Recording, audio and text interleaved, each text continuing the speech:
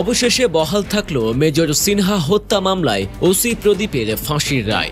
একজন সাবেক সেনা কর্মকর্তাকে নির্মমভাবে হত্যার পেছনে কি ছিল সেই ভয়ঙ্কর পরিকল্পনা?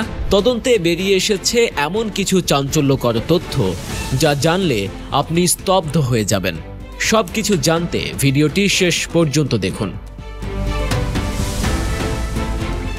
স্বেচ্ছায় সেনাবাহিনী থেকে অবসর নেয়া মেজর সিনহা ছিল এক অসাধারণ স্বপ্ন।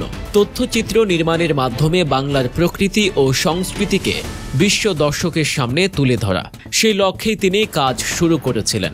কিন্তু 2020 সালের 31 জুলাই রাতে কক্সবাজার টেকনাফ মেরিন ড্রাইভের শামলাপুরে চেকপোস্টে পুলিশ গুলি করে নির্মমভাবে হত্যা করে তাকে। এই ঘটনা যেন বাস্তবকে হার মানানো এক থ্রিলার সিনেমার কাহিনী হয়ে ওঠে। পরবর্তীতে দায়ের করা মামলায় অভিযোগপত্রে উঠে আসে হত্যার পেছনের চক্রান্ত ও ঘটনার সম্পূর্ণ বিবরণ।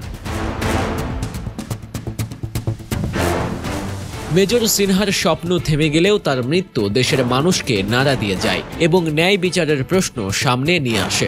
সোমবার 2 জুন 2025 চাঞ্চল্যকর মেজর সিনহা হত্যা মামলায় হাইকোর্ট বহাল রেখেছেন বিচারিক আদালতে দেয়া রায়। এতে সাবেক ওসি প্রদীপ কুমার দাস ও সাবেক পরিদর্শক লিয়াকত আলীর মৃত্যুদণ্ডের রায় অপরিবর্তিত রাখা হয়েছে।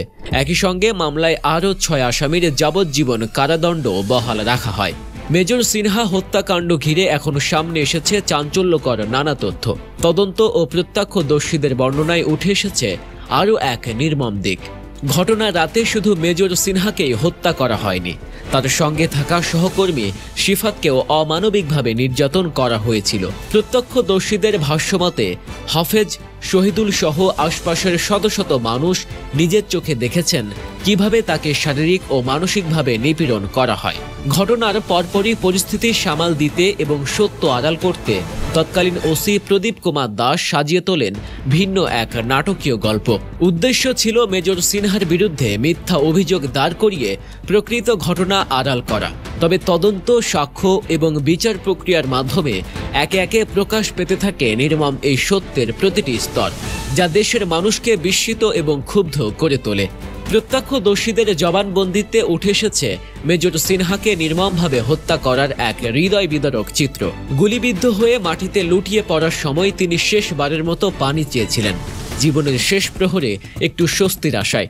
কিন্তু সেই মুহূর্তেও নিষ্ঠুরতা দেখাতে পিছপা হননি ওসি প্রদীপ। প্রত্যুত্তরে তিনি তাচ্ছিল্য ভরে বলেন, তোকে মেরেছি কি পানি দেওয়ার জন্য?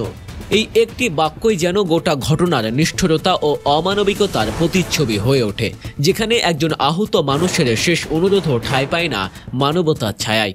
মেজর সিনহাকে হত্যার পর গোটা দেশ জুড়ে নেমে আসে শোক, ক্ষোভ আর প্রশ্নের ঝড়। এই নির্মম ঘটনার মাত্র 5 দিনের মাথায় 2020 সালের 5ই আগস্ট তার বড় বোন শারমিন শাহরিয়ার ফেরদৌস আইনের আশ্রয় নেন। তিনি কক্সবাজারের আদালতে একটি হত্যা মামলা দায়ের করেন, যেখানে টেকনাফ থানার তৎকালীন ভারপ্রাপ্ত কর্মকর্তা ওসি প্রদীপ কুমার দাস সহ মোট 9 জন পুলিশ সদস্যকে অভিযুক্ত করা হয়। মামলায় উল্লেখ করা হয় এটি ছিল একটি পরিকল্পিত হত্যা, যেখানে ক্ষমতার অপব্যবহার করে রাষ্ট্রেরই নিরাপত্তা বাহিনীর সদস্যরা একজন সাবেক সেনা কর্মকর্তাকে গুলি করে হত্যা করে এবং পরবর্তীতে সেই হত্যাকাণ্ডকে আড়াল করতে সাজানো হয় মিথ্যা নাটক।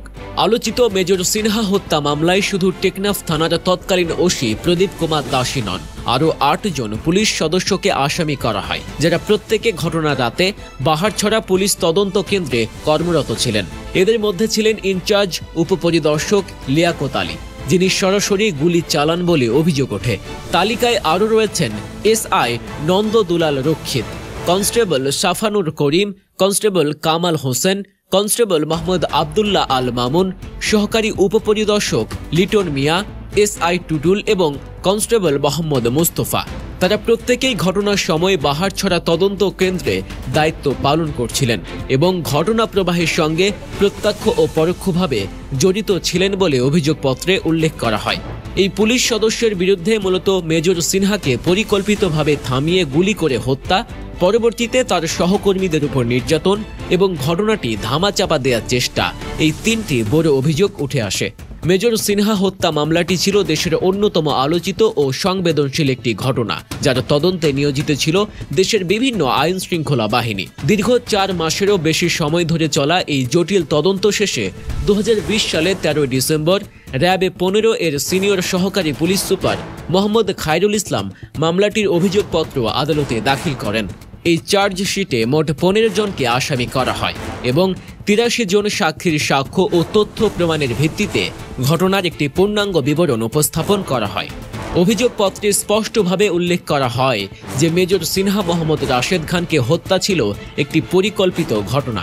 এতে বোঝানো হয় যে এটি কোনো তাৎক্ষণিক দুর্ঘটনা বা ভুল বোঝাবুঝির ফল ছিল না, বরং সচেতনভাবে পূর্ব পরিকল্পনা অনুযায়ী একটি হত্যাকাণ্ড সংগঠিত করা হয়েছে। এই চার্জশিট দাখিলের মাধ্যমে মামলার বিচারিক প্রক্রিয়ার একটি বড় অগ্রগতি ঘটে এবং আইন আদালতের মাধ্যমে সত্য উদ্ঘাটনের পথ আরও সুস্পষ্ট হয়। প্রধান বিচারপতি সৈয়দ রেফাত আহমেদ এই আলোচিত হত্যা মামলাটিকে অগ্রাধিকার ভিত্তিতে নিষ্পত্তির নির্দেশ দেন। এরপর চলতি বছরের 23 এপ্রিল হাইকোর্টে ডেথ রেফারেন্স ও আসামিদের আপিলের উপর আনুষ্ঠানিক শুনানি শুরু হয়। টানা শুনানি শেষে 29 মে আদালত রায় ঘোষণার জন্য 2 জুন দিন নির্ধারণ করেন। নির্ধারিত তারিখে হাইকোর্ট বিচারিক আদালতে রায় বহাল রাখেন, যেখানে প্রদীপ কুমার দাস ও লিয়াকত আলীর মৃত্যুদণ্ড এবং আরও 6 আসামির যাবজ্জীবন কারাদণ্ডের আদেশ অপরিবর্তিত রাখা হয়। রায়ের পর আদালত প্রাঙ্গণে সাংবাদিকদের মুখোমুখি হয়ে মেজর সিনহার বোন শারমিন শাহরিয়ার ফেরদৌস বলেন, এই রায়ে আমরা খুশি। হত্যাকাণ্ডের 1766 দিন পার হয়ে গেছে। আজ হাইকোর্টে রায় পেলাম। এখন চাই আপিল বিভাগের কার্যক্রম শেষ করে যেন দ্রুত রায় কার্যকর করা হয়। তার কণ্ঠে ছিল স্বজন হারানোর বেদনা, তবে সেই সঙ্গে ছিল ন্যায় বিচার পাওয়ার প্রত্যয়।